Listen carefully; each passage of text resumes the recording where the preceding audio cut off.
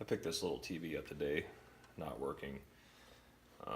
It's a 19-inch, and the reason I picked it up is because it's an older TV that still has the S-video and various inputs, but it also has HDMI.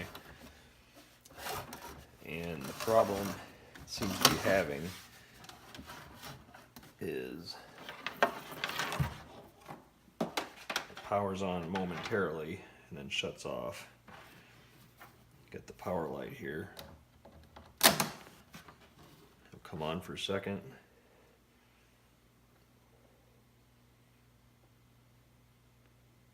Then it goes out. And then that's it. The power doesn't do anything. None of the buttons function anymore. So I'm just gonna check into it and see if I can figure out what's wrong with it. Got the board out to test some of the transistors that are in the power supply circuit, and I noticed the board had a lot of flux on it, so I decided to scrub it down with some IPA. And once the IPA dried, I discovered right here, I thought it was a hair. I thought something was stuck to it, so I went to try to get it off and it was attached. And looking up under the microscope, it's a crack that goes all the way through the board. It's a pretty good one too, because it separated all the traces that you see there. Bore a little closer, and I noticed that you can kind of see the board's warped right there. And if you look at the coax plug, it's bent to the side. So my guess is this thing either got yanked real hard by the coax or got pushed up against a wall real hard and got smashed. So I pulled all the transistors out to check them, but that may not have been necessary. So I'm going to give it a shot trying to get all these traces fixed and just see if that takes care of the problem. Alright, I think I got all the traces fixed. I had to run wire for some of them because the traces kind of zigzagged. Let's see if I can show up here. It kind of zigzagged in and out of the crack, and it was just simpler to run a new wire rather than trying to fix every little break. Down here in this spot, I was able to bridge those because it's the only place the crack went through is right there. So next step is to plug this sucker in and see if it works. Right, I'm getting ready to get it put back together here. I decided I'm going to put a piece of foam underneath this right here to give it a little bit of tension, because there's nothing under there to support it. So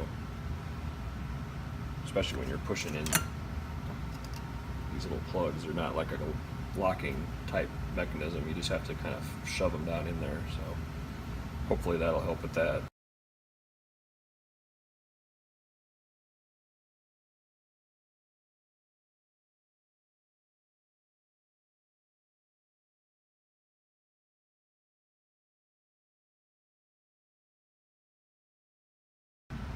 Okay, that's enough screws to hold it in place until I can see if it is actually working now.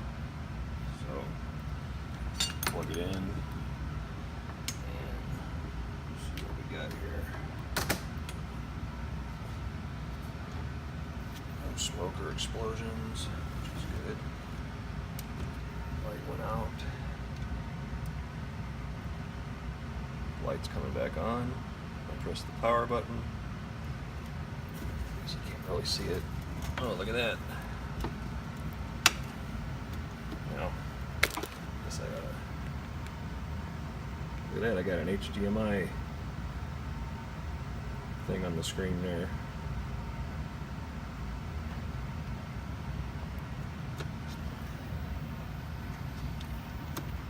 Alright. Let's see if I can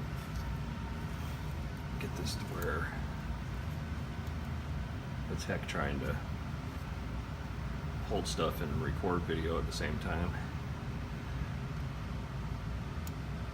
The menu.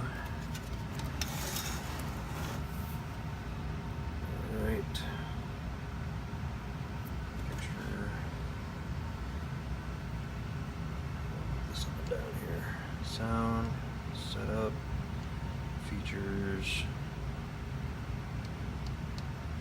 Oh, cool. It's working. This is actually the first TV I've fixed. Kind of threw me off trying to figure out what was wrong with it, because service manual for it, and it said to check the transistors in the power circuit, which is this power supply right here, and I wasn't getting any voltage anywhere, and it was kind of strange. But now that I got to thinking about it, the micro, this is just my guess, but the micro probably waits for a signal from the power supply, and then once it gets that signal, then it tells the power supply to power up the whole unit. And being that many of the traces that were broke were going directly to these ribbon cables that talk to the micro, or that lead to the micro, so that's just my guess, but I think that might be what was causing it. I mean, obviously broken traces were causing it, but as far as why I wasn't getting any voltage out of the transformer, that's my theory. I was checking out the Philips Magnavox website, and I saw that they had a firmware update for this thing, so I figure, what the heck, I've gone this far with it, might as well put the newest firmware on. Plug the USB in, plug in the TV. It's supposed to take off and do its thing.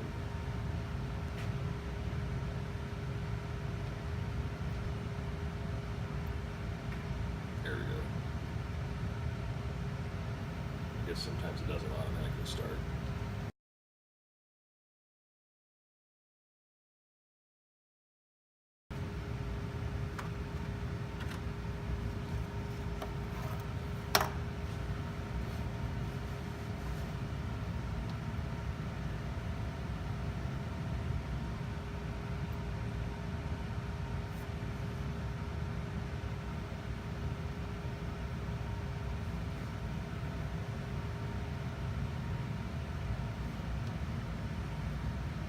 Well, for a total cost of 50 cents, I guess I'm pretty happy with it.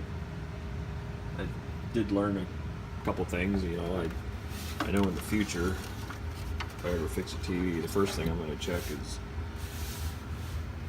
any of the inputs, particularly the antenna, because I've actually tripped over coax and yanked TVs off in the past, so it seems like a good thing to check first, especially on little TVs like this.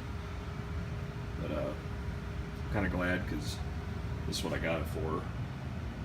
I got another old computer, and CRTs are cool, but they're a real pain in the butt when you want to unhook stuff and hook stuff back up and move them around and stuff, because they're heavy and bulky, and nothing like a light LCD monitor. Alrighty, thanks for watching.